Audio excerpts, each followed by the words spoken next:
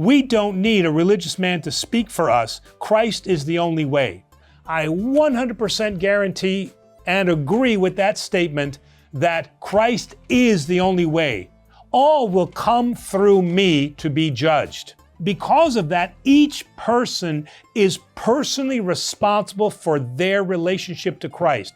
I, as the priest, cannot save you. I cannot be in your stead. You have to save him. But what I can do as a religious leader is I can be the one that can help you on that spiritual path. I can point out to you what it is that you're doing that is not Christ-like. I can point out to you what you are doing that is Christ-like and motivate that behavior. The example that I use here is that no doctor, no lawyer, no engineer coming right out of school is going to immediately be the expert in anything.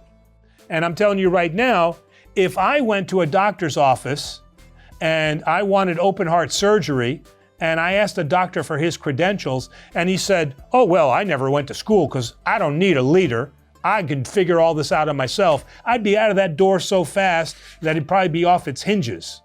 So we as people always look for those people who are the experts, those people who have studied, the elders of whatever their profession is.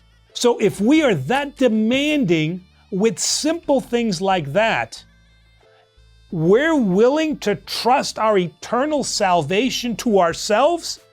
Doctor, heal thyself? I mean, this makes no sense at all. We always should seek out a spiritual guide. Is every doctor that you go to the doctor of your choice? No, because you're discerning. You go to him, you ask him a couple of questions, you see what his bedside manner is, you look at his training, and then you make a decision. You do the same exact thing with a spiritual leader, a pastor or a priest, is you look at them and you find out, are they able to help me on my spiritual path and lead me to salvation? Because I don't know what I don't know. And so we adopt them in the Orthodox parlance. We call that a spiritual father, and they help guide us and they help lead us. So are we personally responsible for our personal relationship with Christ? Of course we are. Do we need a guide along that spiritual journey? You better believe we do, because when we try to fix things ourselves, we're going to get ourselves in a heap of trouble.